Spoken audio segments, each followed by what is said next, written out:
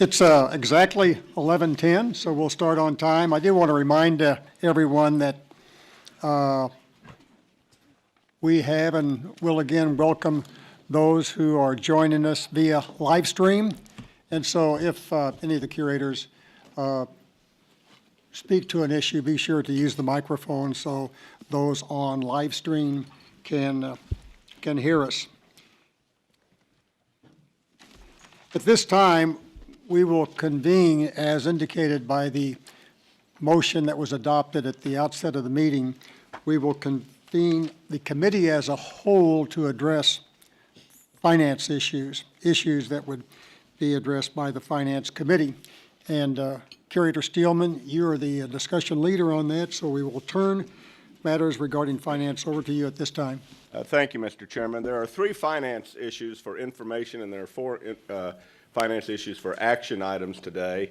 We're running a little early, so if we finish with the information items, we're going to move on and take up some of the action items. The first information item, though, I think is one of critical importance to the board this year and in the future, and Interim Vice President Ryan Rapp will give us a budget update on how the university will manage the fiscal year 2017 budget, as well as some preliminary discussions and considerations for the fiscal year budget development process.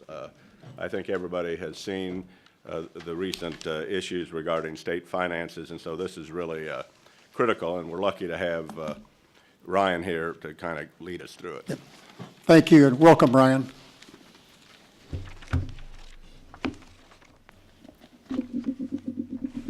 Thank you, Curator Steelman and Chairman Graham. Today, I will provide the board with an update on our 2017 budget and preliminary plans for FY 2018. Before we do that, it's important to review how the university is funded. The funding tree has been shared in past meetings. It's important we understand that tuition and state support are the foundational component that support the mission of the university and form the roots and trunk of our financial tree. Without a healthy trunk, our financial tree or other funding sources are challenged over the long run, and it significantly impacts our mission. The leaves of the tree include our grants and gifts, which are represented by the red leaves on the tree, and our auxiliary operations like residential life, the bookstore, athletics are represented by the yellow leaves. The colors of money, as we've reviewed in the past, is another take on the funding tree and highlights that all money is not equal for a university. Our most valuable and flexible dollars come in the green bucket on the left and include state support and tuition. This is our least constrained dollar and is directed towards our core mission of teaching, research, public service, and economic development. The yellow bucket in the middle includes our health system and our other auxiliaries. These services are expected to be self-sustaining and pay overhead costs to our operating fund, the green bucket, and should provide some return to the university in terms of supporting the mission. We have to be careful to support 2 operations from auxiliaries, or the yellow bucket, is balanced and not unhealthy to the long-term operations of these self-sustaining operations. The last 2 buckets on the right are our most constrained and represent our restricted gifts and grants. They are typically directed to specific purposes by our donors or our sponsors for research funding. This slide is just intended to provide some scale to the colors of money we previously discussed to give you an idea of the relative size of each bucket. The $3 billion we spend of the $3 billion we spend annually, $1.2 billion of that is in our green bucket, the operating fund. The other big component is our health system and other auxiliary operations like athletics and campus dining, which represent over 50% of our total $3 billion a year budget and are in the yellow bucket. To recap the previous slides, the operating fund, or our green bucket, represents our core mission. The yellow bucket is our auxiliary operations, which is previously noted include the hospital and things like athletics, residential life, and our campus bookstores. The red bucket, or our restricted funds, is our most constrained and limited to a specific use. For the next couple of slides, I will focus on the operating fund only, or the green bucket. As previously discussed, the approximately $1.2 billion operations fund budget is where the majority of the university's teaching and public service occur. The major funding source shown on the left are tuition and fees and state support, which contribute over 87% of the total revenue to the operating fund. Oh, it's important to note over the past decade there has been a 10% point shift in the contribution rate away from state support to tuition and fees. On the right side of the pie chart highlights how the funding is spent. I think it's important to understand in our operating fund, over 80% of our spend goes towards our people in the form of either compensation or benefits. Just to quickly revisit our FY 2017 operating budget, this slide provides the board with the original $1.2 billion operating fund budget that was approved last June. To date, we are on plan as it relates to compensation and tuition. We've seen better than planned performance on other operating expense, which include things like travel and supplies. We expect to see that trend continue throughout the year. Additionally, we've experienced strong investment performance year to date on our general pool and are $15 million ahead of our budget. This can change quickly as it is driven by broader market conditions. The FY17 withholding to our operating budget presents a significant challenge. The university and each of the campuses plans to do what it can to reduce expenses and increase revenues where possible for the rest of the year, but will use one-time funds to cover any shortfall.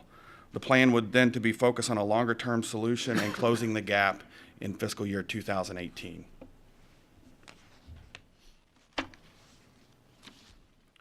As we begin to think about FY18, I want to remind the board we are very early in the planning process. We will bring information at the April meeting that will include our key revenue and cost drivers for the next year. At the highest level, we plan to address the current withholds and the fiscal 2018 appropriations during the FY18 budget process. How we specifically do that will be process-driven, and part of that plan will be developed in the coming months on each of our campuses. As we've discussed, the operating fund is the trunk of our funding tree and is where many of our faculty and staff, our most valuable resources, are supported. So as we think about hard decisions, we need to understand the need for a long-term plan that is intentional, which I will discuss on the next slide. The university, I want everyone to understand, is afforded the opportunity to approach it in this manner because of fiscal prudence. We have a strong balance sheet that allows for this, and we have a history of successfully managing through reductions in state support. As we begin to think about FY18, it's important to look beyond just the next year and start to understand what a long-term financial plan might look like. A key component of that plan will require us to look inward. We must also look at more than just revenue enhancement and consider our cost structure, along with efficiencies and improved resource utilization. Over the last 15 years, we've made significant progress in many of these areas, but opportunities for improvement still remain. It will be critical that we approach this in a disciplined manner and remain thoughtful and intentional in our process. This would include input from faculty, staff, students on the principles and priorities of such a plan. As we begin to think about this long-term plan and discuss it and how it might be developed, it's important that we keep the following in mind. For what we face, no one solution is available. We have to look at both sides of the revenue and expense ledger. The plan should take advantage of the opportunities presented by the Review Commission and the MDHE Mission Review. We must also have clear definitions of what success looks like at each of our campuses and engage our stakeholders. Finally, it's critical that we approach this in a manner that is transparent and provides frequent communications to our faculty, staff, and students. Much of the discussion so far has focused on our operating fund. I think it's also important to remember, as I previously highlighted, we spend over $3 billion a year, and much of our financial performance is outside of the operating fund. A key part of that is our $1.2 billion a year health system that continues to experience strong top-line and bottom-line revenue growth. Additionally, our investments returns year-to-date on our endowments have been strong across the entire investment portfolio, but as I previously noted, that can change quickly. And finally, our balance sheet remains strong and provides us with flexibility in managing through change. It doesn't allow us to defer hard decisions, but it provides us flexibility. Speaking of revenue diversity and thinking beyond the operating fund, this tracks with the colors of money that I showed previously, and it really reflects well in this chart. We have a well-diversified stream of revenues and is a key component of our credit rating. The diversity in sources of revenue does not allow us to ignore the challenges we face in the operating fund, our green bucket, but it does provide flexibility in terms of options and timing. I think it's also important that we note we've had a history of managing to lower cost. We've discussed this slide before. We are significantly below our 8 Midwestern peers on administrative spend. To be specific, we spend 39% less on institutional support per student. This represents approximately an $80 million in savings when compared to our peer average. To be clear, our 8 peers that we're comparing ourselves to are the University of Colorado, Michigan, Illinois, Arkansas, Nebraska, Minnesota, Tennessee, and Texas A&M. Keeping with that theme, this chart reinforces what I just discussed. We have figured out how to produce degrees at a lower cost over the last 15 years. This does not mean that has not come without a cost to the institution or had a possible impact on quality. The red line grows our 2001 operating expense per degree by inflation. The blue line is our actual growth in operating expense per degree, and the dotted line is our growth in degrees plotted on the right axis. In summary, our cost per degree is 20% lower than it was in 2001. At the same time, we've almost doubled our degree output. In summary, we have challenges ahead of us, especially in our operating fund, the green bucket.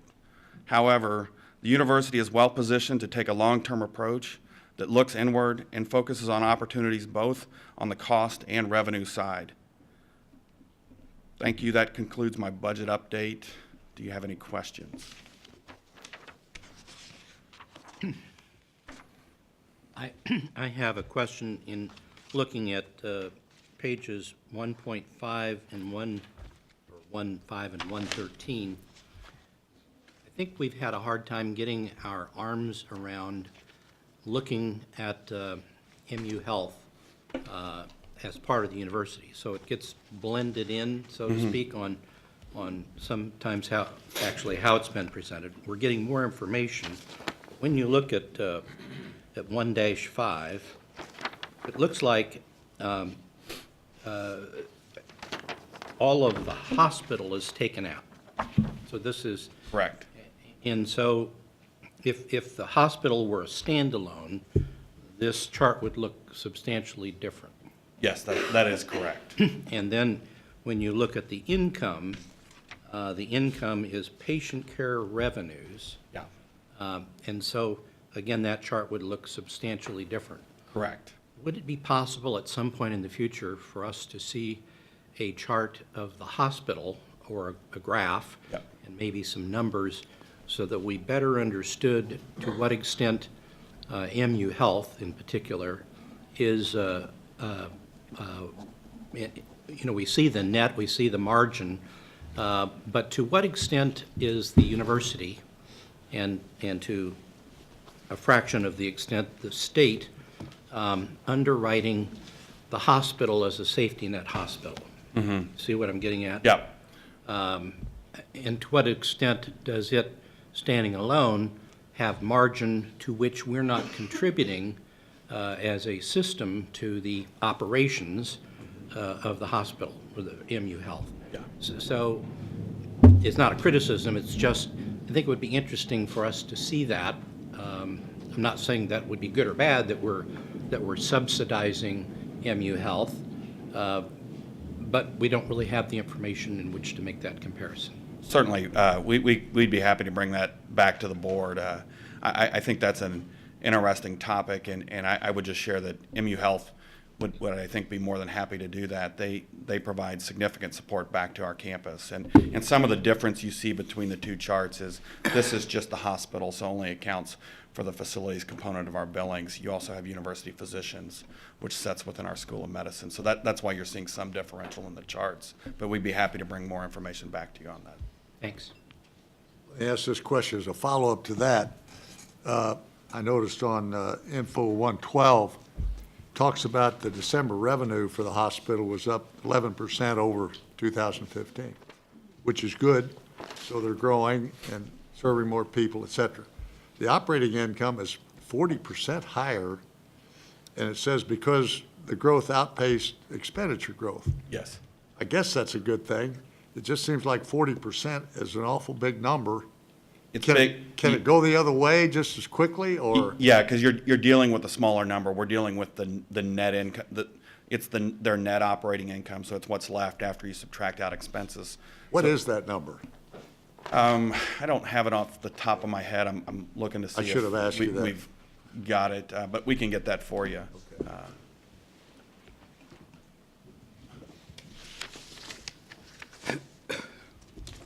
Are there any other questions? If not, I will say in answer to Curator Phillips' question, Ryan Rapp is really working pretty hard and is having discussions. What you're really talking about is the role of the yellow bucket and how the yellow bucket can supplement and can help the success of the green bucket. And in fact, you'll notice on that one famous Brian Burnett slide, there is a line from the yellow to the green. And Interim Vice President Rapp is really thinking pretty progressively and innovatively and working on some ways that we can use that yellow bucket, which is basically, remember, when we come to debt, that means that there is a way to repay debt, and use that in a way that supplements the academic enterprise and the core enterprise. Yeah, and the yellow bucket represents our system facilities revenue. So for all the debt we have, it's typically carried by those enterprises. And I think we have to think about what kind of return our auxiliaries can provide. But as I said in my remarks, we have to be really careful that that's balanced and it's process driven. Because if you start to just arbitrarily take money out of those auxiliary operations, that can have a negative impact on them as well when it comes to what their long-term needs are. But I think it's reasonable to expect that beyond just covering their own cost, the auxiliaries should provide some form of value to the core mission.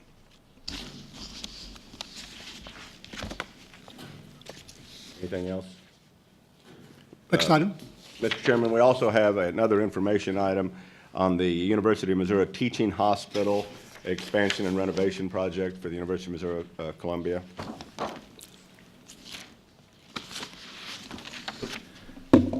These next two items are just informational design updates for capital projects that have already been approved by the board. This West Wing expansion represents the emergency department expansion for MU Health. They've seen over 74.5% growth in their emergency room visits from 07 to 15. And we are required under our collected rules to bring the site plans, floor plans, and renderings of the design concept back to the board as an information item. They were included in your materials, and I would ask if there were any questions that the board might have regarding those design plans. I did have a question. Go ahead, John. Oh, Phil, go ahead.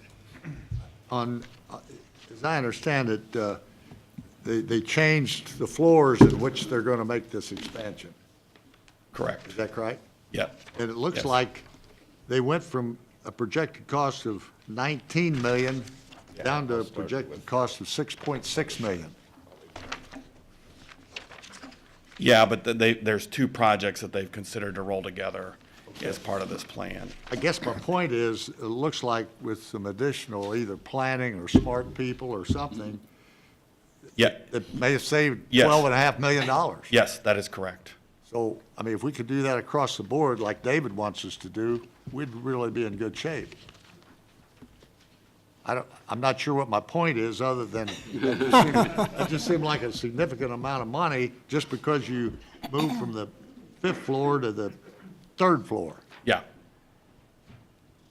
And I think that really highlights the capital planning process that we go through with the health system and thinking about not only one project, but thinking about their broader capital plan and what kind of savings can they derive through this process. That was, I think his point was savings is good. Yeah, That's right. Yeah. thank you. that was my question. Okay. Any other questions? We have one more information item, if there's no other questions. Interim Vice President Ron Rapp, that's such a mouthful. Will now review the project information on the Center for Missouri Studies at the State Historical Society of Missouri, which is also on the UMC campus. Yeah, yes, and just to remind the board, the State Historical Society is located on the campus. However, the university only acts as the fiscal agent for the State Historical Society, so it is a separate entity. We are helping them with the design and construction of the project and was just bringing forward the project design. So it will be located here on the north end of the campus, over by where Bengals or Shiloh used to be, and they're working through that. But just wanted to provide the design update to the board and would welcome any questions you might have on the project. How are they coming along with their timetable? They're on track, I think scheduled, is it 2019? We're scheduled for completion of the project. Thank you. Any other questions? Then in keeping with the efficiencies pioneered by Chairman Cupps and Chairman Henriksen, Chairman Graham has indicated that we will keep moving forward to the action items. And the first one being the 2018 fiscal year student housing and dining rates. Thank you, Curator Steelman. The proposed rates were included in your materials. I will briefly review the proposals from each campus and then welcome any questions you might have. Room and board charges vary across the 4 campuses and within each campus based on the residence facility and meal plan selected by the student.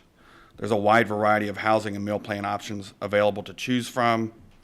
The predominant plans, or the most common plans utilized by students, will increase from 1.1% at UMSL to 4.6% at S&T and are driven by various factors. The bottom of the chart presents the cheapest and most expensive plans by campus. In the coming slides, we will take a closer look at each campus's proposal. At MU, the proposed predominant room and board plan consists of a renovated traditional double room and a dining plan that provides 225 meals per semester, roughly 14 meals per week, plus unlimited laundry service. If approved, the combined room and board contract rate for the predominant plan would increase by $320, or 3.3% for the academic year.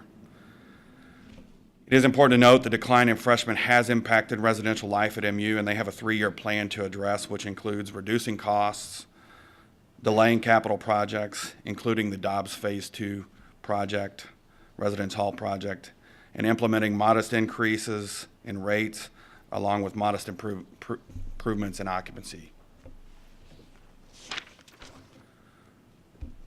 The predominant room and board plan at UMKC consists of a traditional double room and a 180 block meal plan with $175 in flex cash per semester to be used by the students on campus. Room rates for the regular academic year will increase from 1% to 3%. The UMKC food service sourced a third-party vendor, and meal rates will increase by 1.7% per an adjustment clause in the third-party contract. The predominant room and board plan at Missouri S&T consists of a renovated double room and 225 meals, plus a $150 declining balance dollar per semester that can be used by the student on campus. Housing rates increase from a range of 2 to 4%. Room rates range from a high of $9,170 for a double as a single suite to a low of $5,320 for a double basement room. While the increase is the largest as a percentage at S&T, they still have the lowest rates across the 4 campuses. Meal plans are being restructured to reflect service changes with the campus's third-party vendors. So that's the other reason you see the increase in the meal plans. They're moving to a different type of plan at S&T. The predominant room and board plan for UMSL consists of a single room in Oak Hall and a 100-block meal plan plus $350 declining balance dollars per semester that can be used by the student on campus at the student union.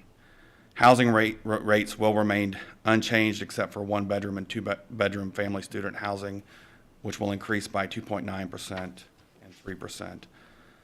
Housing options range from a high of $6,660 for a single room in Oak Hall to a low of $4,500 for a small single room in Villa Hall.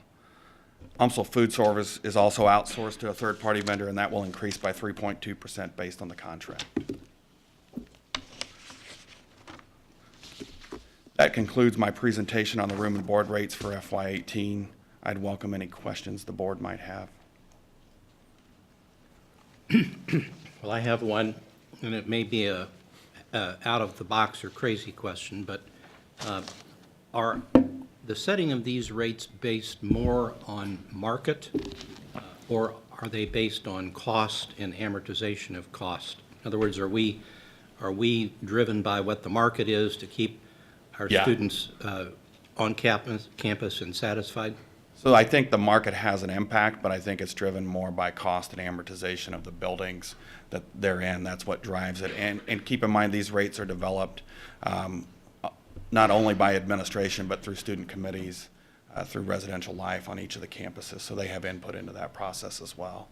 But this may not be of import to the MU campus because I think we have vacant dormitories still because of the lack of admissions last year. But as we move more toward distance learning and our students aren't necessarily going to want to necessarily live on campus as has been traditional, would there be any merit in considering serving the population that needs or wants to live on campus, but allowing market forces to provide for housing, as opposed to our continuing to build buildings that sometimes are not fully utilized? So I think that's an interesting question for us to consider, and I think to some degree you see some of that. I mean, there's plenty of market options here in Columbia that aren't available through the university. We have experienced some partnerships that were driven by the market at UMKC, but it's certainly something we could think about. But we have looked at it in other places, and I think it's something we're going to have to consider if we were to ever to look to expand our housing stock on some of our other campuses as well. So it's a good point. Thank you. Any other questions or comments on the housing rates? This is an action item. Mr. Chairman, since we're in the board as a whole, rather than call for a motion, I think I could make that motion. Yeah, you can. We are acting as a committee as a whole right now, and so it would be appropriate for the chair of the committee to make a motion. I move that the board accept the recommendations for the 2018 student housing and dining rates as recommended and presented. Second. We have a motion and a second. Cindy, could you call for the vote? Curator Cupps, Yes. Curator Graham, Yes. Curator Henriksen, Yes. Curator Phillips, Yes. Curator Snowden, Yes? Curator Steelman. Yes. You have all votes in favor. Mr. Chairman, with your permission, I'd like to move to Interim Vice President Rapp's presentation of the new recommendation for tuition rates for Illinois resident students at the University of Missouri St. Louis campus. I believe, Mr. Rapp, that this has been discussed maybe with the entire board or close to it. Close. We've discussed it with 4 of the 6 members previously, and I can walk through. Okay, go ahead. The rate. The next action item is a request for a new tuition rate for undergraduate students who are residents of Illinois that pay our out-of-state rate, so outside of the current metro rate. We're asking that the rate will always be greater than or equal to the Missouri undergraduate rate, and it will be reevaluated by the board in 5 years. The proposal was developed through a careful consideration by the campus and is one part of their broader plan to increase enrollment. So I think it's important to understand this is only one part of a broader plan they have to increase enrollment on campus. It was also evaluated and recommended by our outside consultants for enrollment management and pricing strategies. So it wasn't just that we looked at this, we also had a third party look at this, and they've recommended this as well. This plan will allow for UMSL to expand into 2 markets and is also a similar strategy that other universities in Missouri have employed. UMSL typically enrolls 40 to 50 students from Illinois that are subject to the out-of-state fees, and many of these students are athletes. So I think it's important to note that many of those 40 to 50 are here on athletic scholarships as well. UMSL would only need to add 25 new students to break even on this. And I think it's important to understand that UMSL currently has the capacity with little to no marginal cost for new students.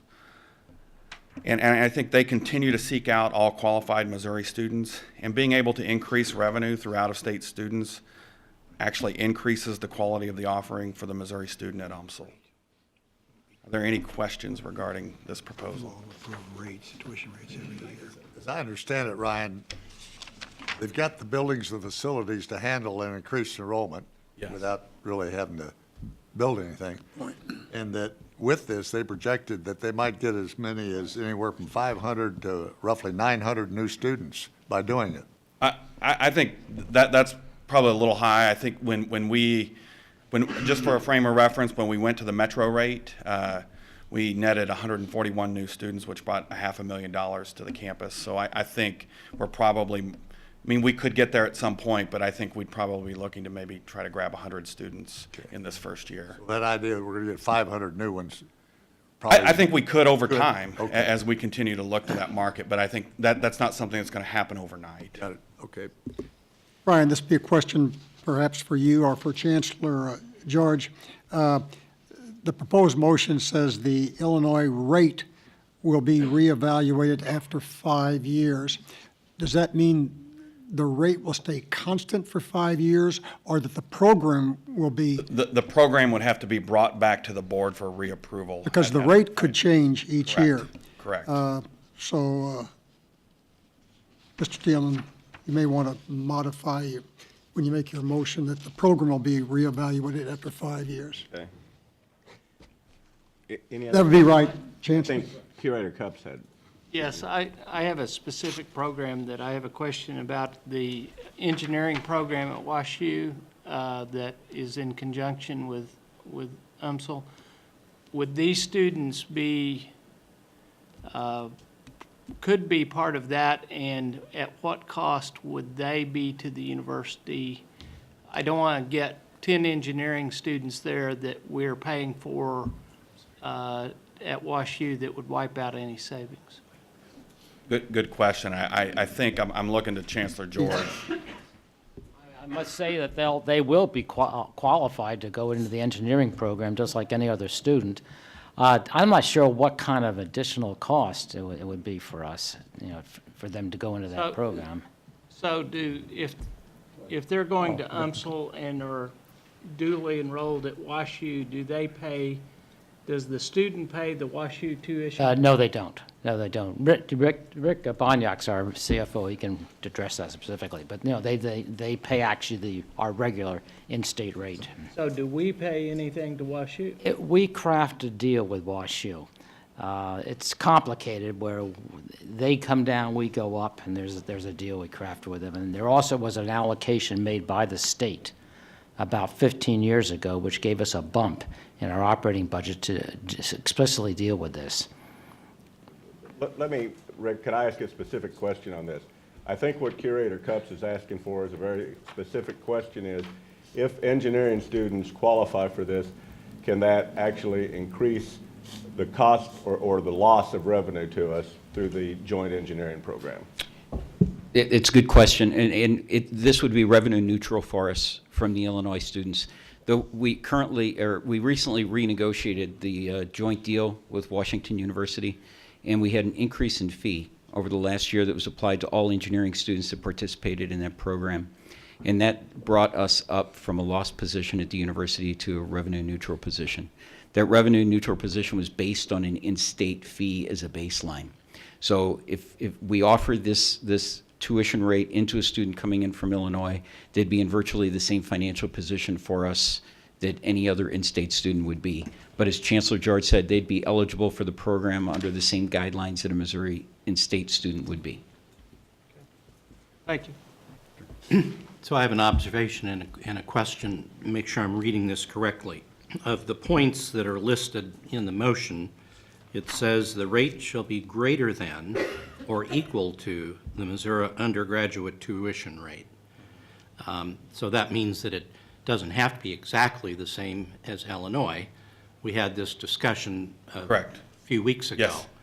And I raised the question, do we have to go all the way, or can we do what some states do, like Arkansas, where it's the in-state plus 10% or a particular percentage? What's the incremental benefit of simply giving all of it away if in-state plus some percentage would draw most of the same students, and it wouldn't have an incremental benefit if it went even lower? And then I read the last point that says in next year that it will be equal to Missouri resident undergraduate. But the way I read that is it gives you the flexibility. And so as you study this next year, without our having to do anything, UMSL could, and they could even do it, I suppose, for engineers this year, but it's kind of late to be playing with it. But after 2018, you could do the Arkansas model, and Yes. and so am I reading all that correctly? You're reading that correctly, but it would be subject to we're asking to set the current rate at the Missouri rate. If we want to change that rate for the Illinois rate, we always have to bring that back to the board for approval. Chancellor George, and Rick, would you like to add to that? Yeah, if I can make a comment, there is actually an in-between program, the Midwest Exchange, which involves about 11 or 12 states, where it's not the out-of-state, it's not the in-state, but it's somewhere in between. I don't have exactly the figure in between. So there's a model out there right now to do exactly what you're suggesting. So you'll study it, and next year we'll hear about whether it's worth looking at that? Yeah. Thank you. Just so I can make the motion clear, which thankfully General Counsel Owens has rewritten, and it is my understanding that the motion I'm getting ready to make, the program will be reevaluated in 5 years, but the changes in tuition on a yearly basis still remain subject to board approval, as they always have. Correct. And so that the modifications made will be subject, Curator Phillips, to board approval. Any other questions? Let me ask this question. I'm just looking at this, says the Illinois undergraduate tuition rate will always be greater than or equal to the Missouri resident undergraduate rate. Won't it always be equal for the next 5 years? No, that is the point. They can, again, depending on what flexibility we have, Ryan, correct me if I'm right or wrong, they can modify it, they can go in-state plus 10% during this 5-year period. They could have, if we can get differential tuition, they could do differential tuition. So we're not offering an equal right now. We could, but we could raise it. Are for next year. We are for I got next it. year. Okay. Yes. Any other questions? Mr. Chairman, I'm going to read this motion because it's kind of changed on us. I move that a special tuition rate for Illinois resident undergraduate students attending the University of Missouri St. Louis be established, that this program shall be known as the Illinois undergraduate tuition rate and will begin in fiscal year 2018 for undergraduate students attending the University of Missouri St. Louis who are residents of Illinois.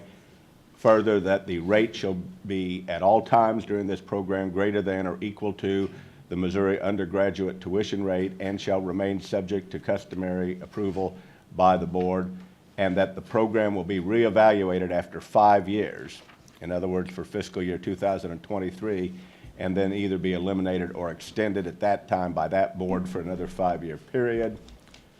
This tuition will be effective with the fall 2017 term, and the fiscal year 2018 Illinois undergraduate rate will be equal to the Missouri resident undergraduate rate. You've heard the motion. Do we have a second? Second. Any discussion? We'll proceed to a vote. Cindy? Curator Cupps? Yes. Curator Graham, Yes. Curator Henriksen, Yes. Curator Phillips, Yes. Curator Snowden, Yes? Curator Steelman. Yes. All votes in favor. Chairman, can I proceed to one more action item? Yes. Okay.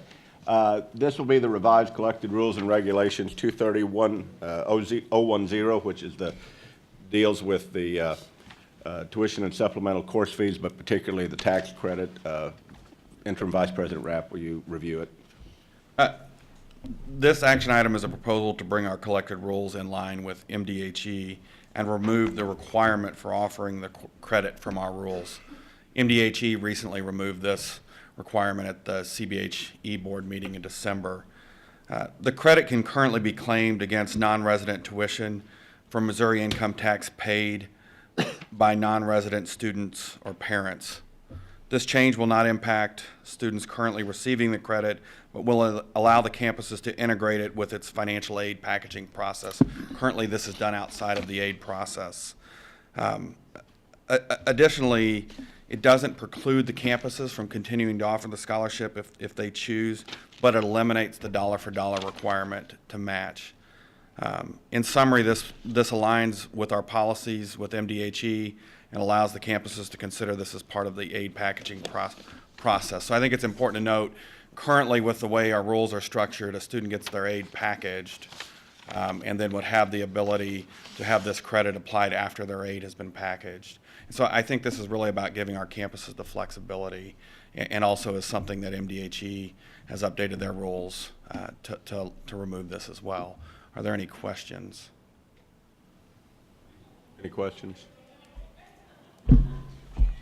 Mr. Chairman, I move that the collected rules and regulations 230.010 regarding tuition and supplemental course fees for the University of Missouri system be amended as has been proposed and presented to the board.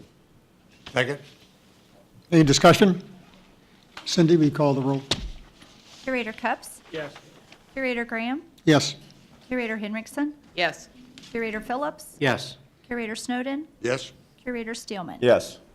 All votes in favor. Thank you. Curator Stillman, I understand that the next item will be addressed after lunch, That's our plan. and so we're staying right on time. At this time, we will adjourn this portion of the meeting of the board and the board will proceed to the student leader luncheon.